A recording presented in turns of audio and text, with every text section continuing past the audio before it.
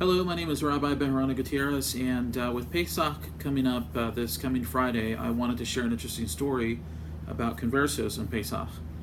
In 1663, there was a community in Bayonne of Conversos which contacted a rabbi in Amsterdam. The rabbi in question was Rabbi Raphael de Aguilar, and they asked him about their situation. In France at the time, it was still illegal for Jews to openly practice Judaism. It was illegal for Jews to be there to begin with, but the community had formed and had existed for some time. The situation was not as precarious as it was in Spain or Portugal, but again, it was illegal for conversos to revert to Judaism or for Jews to be present. So their concern was their, shall we say, their spiritual predicament because of the fact that they could not openly practice Judaism. Many of them were uncircumcised. They did keep different elements of Jewish law as best as they could, and their concern was, what was their spiritual condition, for lack of a better term. Well, what's interesting is that they received a response initially by a different individual, and I'll be referring back and forth to my notes here, so if I look to the side, just to give you a heads up on that. The individual that initially responded to them was Dr. Isaac de Avila, and for whatever reason, he basically presented a response that he argued was in the name of Rabbi de Aguilar. It was not. It was later confirmed to be a false letter. And in the letter, he basically condemned these individuals and said that unless they repented, shall we say, of living this dissimulated life, there was no hope for them. And there's a quote that I wanted to read to you just briefly. He said, "Those members of the nation who keep the commandments of the Torah before being circumcised have no part in divine grace, and they are condemned to eternal damnation. Hence, every converso who arrives from the Iberian Peninsula must be circumcised within 3 months of his arrival. If not, he will be excommunicated." So you can imagine the kind of shock that these individuals received when they received this letter. I mean, they were completely devastated. Now, at some point, Rabbi de Aguilar authentically wrote to them, or wrote a real letter to them, and he explained to some extent that circumcision was not the definitive commandment. All of the commandments had to be kept, but the real problem lay in the fact that they were living this dissimulated life. They were practicing Christianity on the outside, and regardless of whether they were circumcised or not, that was really the problem. So on the one hand, he was calling them to leave Bayonne, because from the perspective of Rabbi de Aguilar, their situation was not really a forced situation. They were there for financial reasons, they had families there, but their movement was much more, their possibility to leave was certainly higher than it was perhaps for somebody in Spain or Portugal or different circumstances that may have been under the watch of the Inquisition.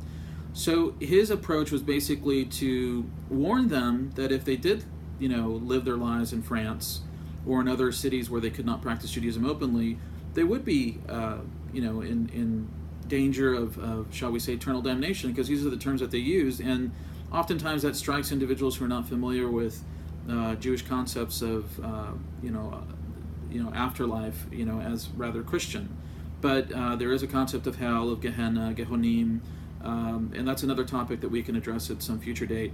But that concept is something that was talked about by other rabbis, Rabbi Saul Mortera in Amsterdam, and the fear of eternal damnation was certainly something that the rabbis in Amsterdam would use. And there was a great controversy between Rabbi Isaac Aboab regarding the question of Gilgul and reincarnation, or the transmigration of souls, and whether conversos who had not returned to Judaism were essentially eternally lost, and the perspective of Rabbi Saul Levi Mortera.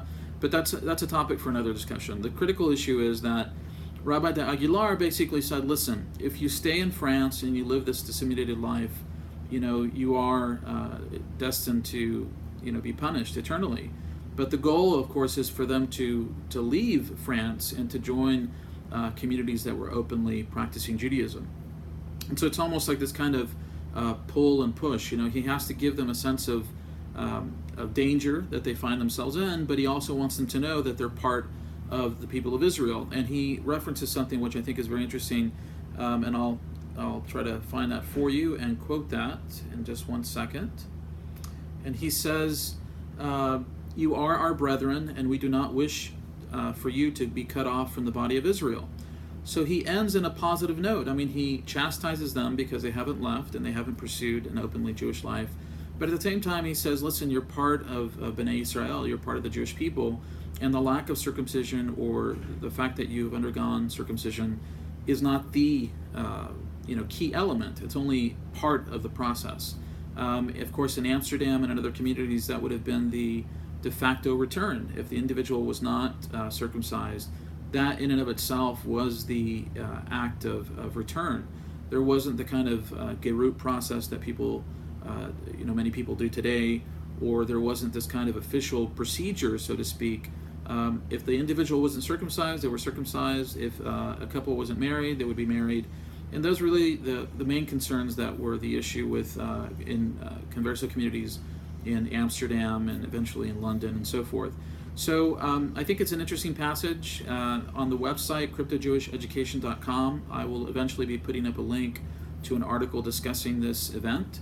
And as always, please feel free to visit Crypto-Jewish-Education.com.